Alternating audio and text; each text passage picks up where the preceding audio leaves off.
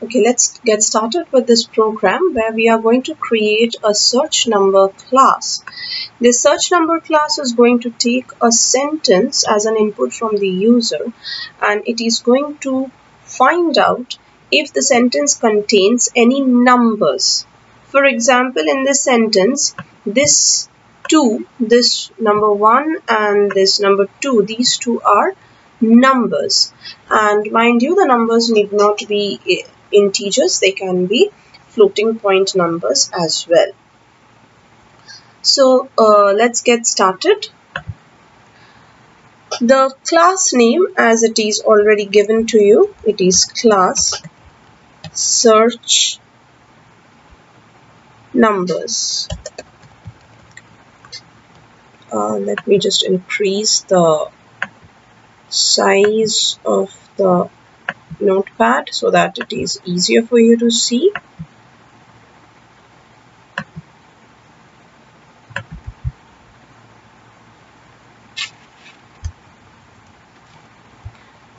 So this is the class search numbers. Now we are going to take one string or a sentence from the user. So we have to declare a string type of variable as a data member. Let's create a constructor. As we all know that constructor has the same name as that of the class. So search numbers, and let's make this constructor a parameterized constructor. And inside this parameterized constructor, we are going to assign x as the value of s. Okay. Now, so our function or our work is to find out how many numbers are there in this sentence. Now, to find out how many numbers are there in this sentence, we are going to break this sentence up into the words. We are going to break the sentence up into words. Now, I have previously done an example with you where I had used substring to extract individual words from the string. Today I am going to show you another process using which you can extract the words from the string. So what we are going to do is we are going to declare a function called find numbers to find out the numbers from the string.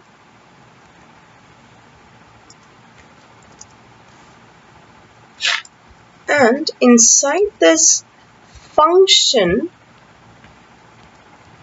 we are going to break the string up into words. So that means each of these words of the string will get broken up and they will become individual words, and we are going to store it in an array. And how do we do that? To do that, we will declare a string array, let it called ARR, and you can use the function called split. You can use the function called split to split up the sentence into words. Now, in this split, you need to send a parameter. What is the parameter? The parameter is the delimiter, and you have to specify using which delimiter the words in the string has been separated. So you see, each of these words in the sentence has been separated using a single space. So we are going to send the delimiter as a space. So what would happen? This sentence will get broken down into individual words, That means my will be a word, phone will be a word, number will be a word, is will be a word, 1, 2, 3, 4, 5, 6, 7, 8 will be a word, and they will get stored into ARR array one after the other. Clear?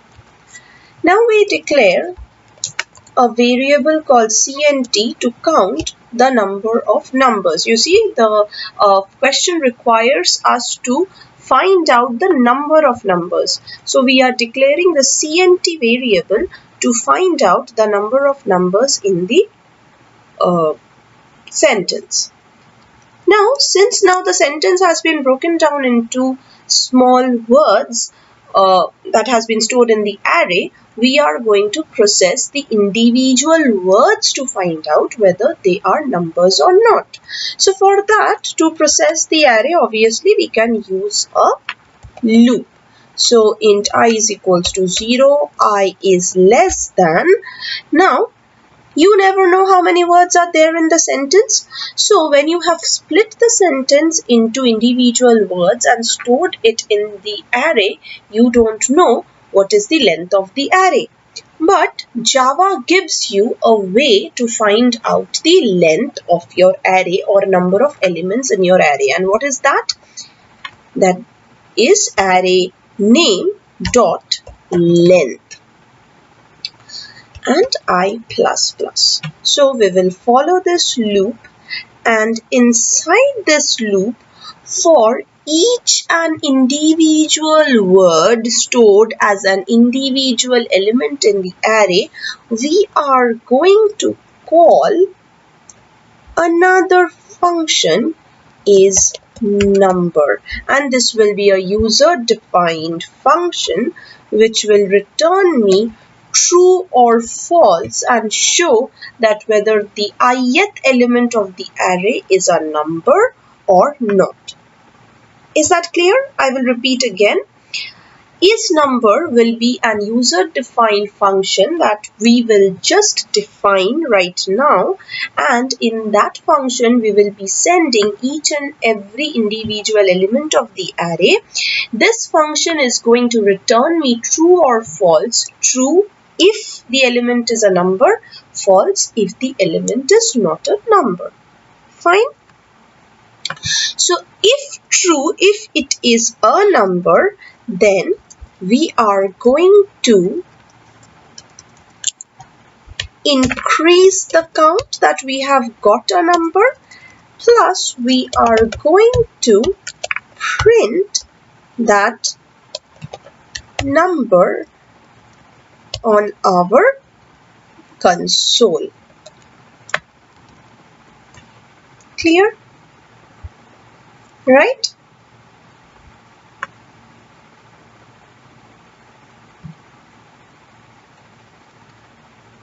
Done? Now, after this, since this loop will run till the end of the array, and after that, after the array has ended and we have counted all the numbers in our sentence, we are going to return the count, because our find number function is int type. Right?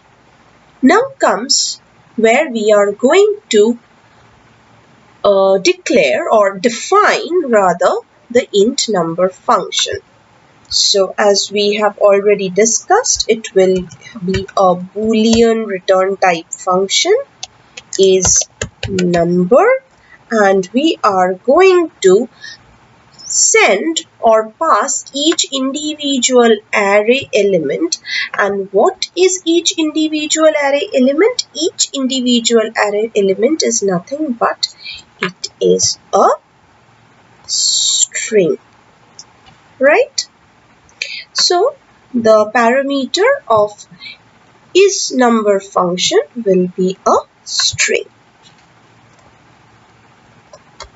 Now, I want every one of you to concentrate. We have covered wrapper class, and in this function, I am going to use the wrapper class method to detect whether the given string is a number or not. You can choose any other process you want, but I preferred to use the wrapper class because I wanted to cover two small topics along with this function. One is the wrapper class. We will recap wrapper class. Plus, I wanted to do a bit of try-catch block also with you. So that's why I am using wrapper class in this. So what we will do, you see phone number is basically of 10 digits. So obviously if there is a phone number sort of thing in my sentence, or if there is a big number in the sentence, it can be of long type. So we are going to use the integer wrapper class and convert the string to a long type, not integer primitive type but a long primitive type. Now the long primitive type also uses integer as the wrapper class. So we would try, please understand, we are assigning the string x, we are parsing the string x and trying to convert that to long L. Now when I covered wrapper class with you, I already told you that this method will work. That means you will be able to convert from a string to a primitive type if the format of the value is correct. For example, this x has to be a number, and it has to be a number, and it has to be an integer number so that it can get converted to long L. If it is not an integer type, or it is not a number type at all, then as we have already discussed, it will give you a number format exception, right? That is what we know. So that is the reason when I am using this parse int, I would put that in a try. I would put that in a try block. Inside the try block, I would try to convert this x to long type, and x will get converted to long type if it is a valid integer. The number, being a number will not suffice. If it is a number like 5.5, then also there will be a number format exception. It has to be an integer type without any floating point. So if my try is successful, then I am going to return a true. And if my try is not successful, then as we all know, it will come to a catch block. And what catch block will we give? We will give a number format exception E. Correct? Right? Now, let's come back to the question. The question says that we have to find out the numbers. The numbers can be of integer type, it can be of floating type as well. But the code that we have just written, it will only identify integer numbers. It will not identify floating numbers. So we have to follow another process for floating number. What is the floating number? Now, please understand, it will enter the catch block if and only if this integer.parseInt throws an exception. So if it throws an exception, it will enter the catch block, and inside the catch block we can again try to find out whether it is a floating point number. So if it is not a valid integer number, then it will throw an exception and it will enter the catch block. And inside the catch block, we can try to find out whether it is a floating point or not. So what will we do inside the catch block? We will give double D is equals to double dot parse double x. So over here we wanted to convert x to long type, and over here we are trying to convert x to double type. So again the same rule follows over here as well. If x is a valid floating point number, then only it will get converted to double. Otherwise, it will throw an exception. So again, we need to put this conversion process under another try block. And we should try to convert the string to double. And once we are trying to convert the string to double, if the conversion is successful, then we would return a true. Else, it will again enter a catch block. So this try block should also have a catch block. Again, we will have number format. Sorry, over here. It should have a number format exception.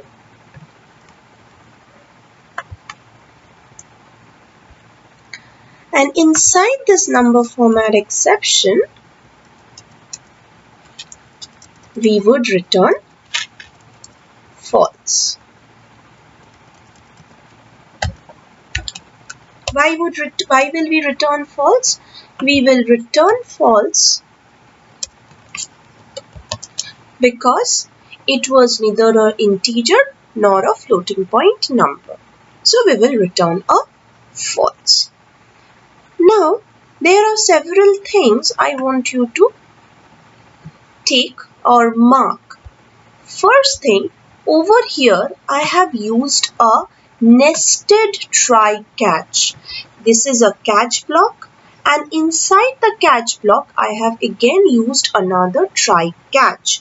So using this function, I am trying to show you how a nested try catch block works. So you can give a nested try catch block inside try. You can give a nested try catch block inside a catch as well. That will also work. And you see over here, as we have learnt integer.parseInt, same goes for the double wrapper class. The double wrapper class also has an inbuilt function called parse double, which parses the string and converts it to corresponding double primitive type. Clear? So we have used both exception handling over here and we have used wrapper class. So let us close it over here. Now it is time for the main class. Now this is the main function. Now in this main function, since we have to take input from the user, I have declared or I have instantiated an object of scanner class, and I am taking a string from the user. Now this is the method to take a sentence from the user. sc.nextLine. NextLine is the function that takes a sentence from the user. Now over here I have instantiated the search numbers class object, that is f, and I have called f.findNumbers. Over here find numbers is the name of the function that is giving me the number of numbers that are there in the sentence. So I am calling the find number function over here using the object. Now let us see how this class is working. Now, before we start executing this program, don't forget to import java.util.star because we have used the scanner class, and the scanner class is there in java.util. Now, we would be executing the program.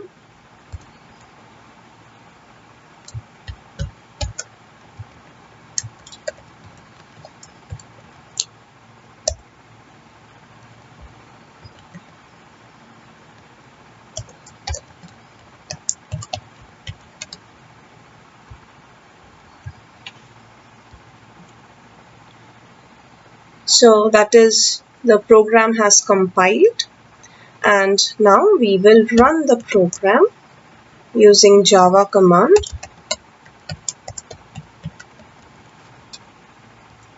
It is asking for the input. Let me give the input that is given in the question. My phone number is 1234567 and I have to pay the bill of. Okay, my phone number is 1234567 and I have to pay 552.80 as bill, something like that. So in my sentence, I have got two numbers, one a floating point and one integer. So let's see whether it works. Oh, it works perfectly. You see, I have got the first number over here, the second number over here, and total count is given as 2. So I hope you have understood the program, and you have understood that how we have used the try and catch and the nested try catch for obtaining the result, and we have used wrapper class over here, and we have also seen how a string or a sentence can be taken as input from the user. So in the next video, we will do more programs like this. Thank you.